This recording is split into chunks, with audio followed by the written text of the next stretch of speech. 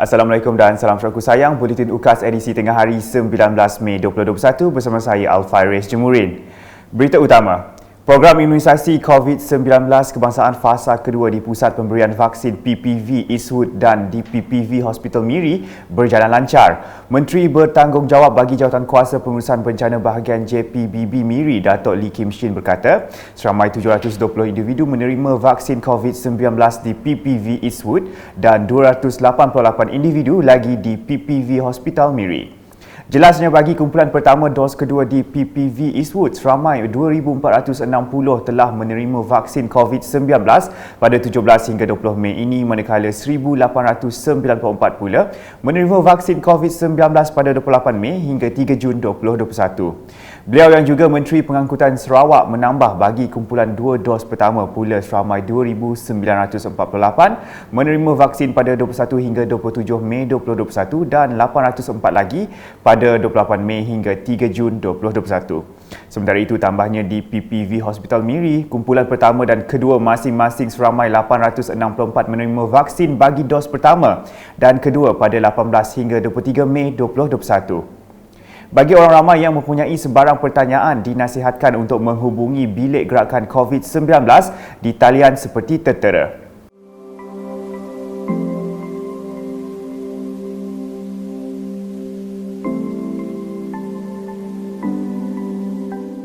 Dalam pada itu, perkhidmatan pandu lalu farmasi Klinik Kesihatan Bandaraya Miri merupakan satu lagi kemudahan kerajaan kepada masyarakat di Miri.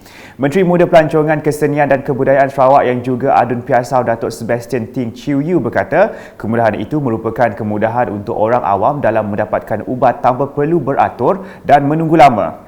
So with this, it helps us reduce by 10% or 15% as we go on.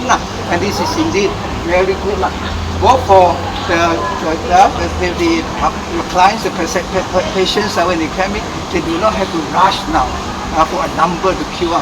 And also, they do not have to go in and then wait inside to occupy the place. With this, they can come here, put the request there, they go for minimum, come back, and then they can collect the ubat.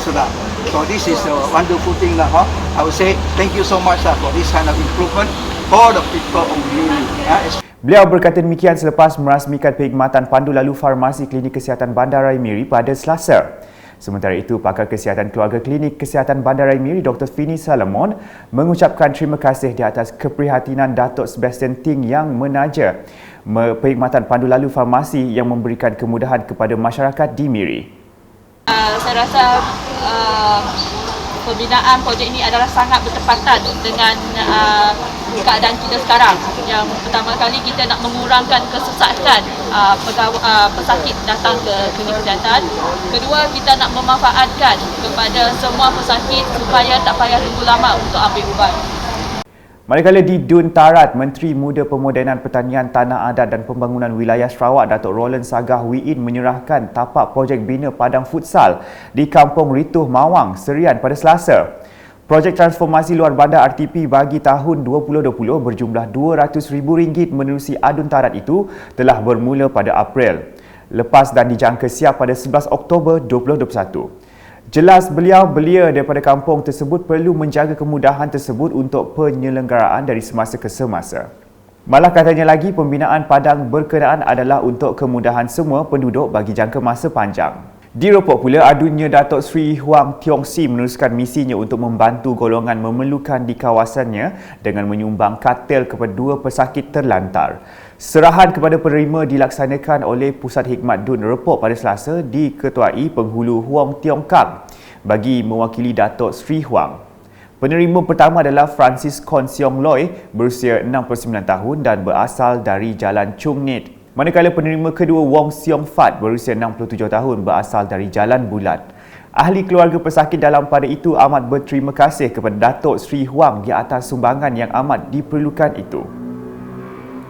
Laporan berikutnya, prihatin dengan kekangan yang dihadapi penduduk kampung Tebakang Melayu yang terjejas akibat dikuarantin. Adun Bukit Semuja John Ilus telah menyerahkan bantuan makanan kepada 32 buah keluarga di kampung berkenaan pada Selasa. Bercakap ringkas semasa majlis penyerahan simbolik bantuan itu, John Ilus menyuruh penduduk di kawasan berkenaan agar terus mematuhi prosedur operasi standard SOP yang ditetapkan pihak berkuasa. Malah jelasnya komuniti setempat perlu mengamalkan norma baharu dalam kehidupan seharian bagi memutuskan penularan wabak COVID-19. Sementara itu, Ketua Kampung Senyum Han berkata beliau serta Jawatan Kuasa Kemajuan dan Keselamatan JKK Kampung Tebakang Melayu telah mengambil inisiatif untuk melakukan kawalan kemasukan orang luar dengan mendirikan kemah kawalan di simpang jabatan baru kampung tersebut. Katanya ianya bagi mengawal kemasukan orang luar dan sebagai langkah berjaga-jaga bagi memutuskan rantaian wabak COVID-19 kerana terdapat kes positif dalam kalangan penduduk kampung. Balik ke laporan harian COVID-19 dengan Sarawak terus mencatatkan peningkatan kes positif COVID-19 baharu dengan 512 direkodkan pada Selasa. Menurut kenyataan media Jawatan Kuasa Pengurusan Bencana Negeri Sarawak JPBNS, daripada jumlah tersebut sebanyak 353 atau 68.95% di daerah Miri, Bintulu, Sibu, Kapit dan Kuching. Ini menjadikan jumlah keseluruhan meningkat kepada 39,328 kes. Daerah-daerah yang merekodkan kes baharu seperti yang tertera.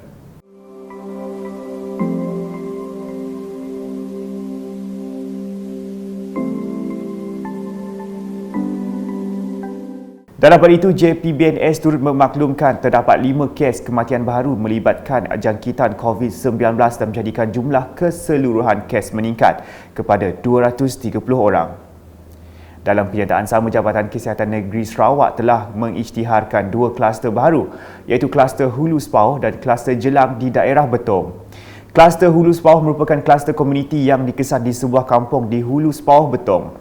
Manakala kluster Jelang adalah kluster komuniti yang melibatkan sebuah rumah panjang di kawasan Jelang Spark di daerah Betong. Selain itu, Jabatan Kesihatan Negeri Sarawak telah mengisytiharkan 1 kluster tamat, iaitu kluster Sungai Selitut, Tatau. JPBNS turut membuat keputusan Perintah Kawalan Pergerakan Diperketatkan PKPD dan penamatan Perintah Kawalan Pergerakan Diperketatkan PKPD seperti tertera.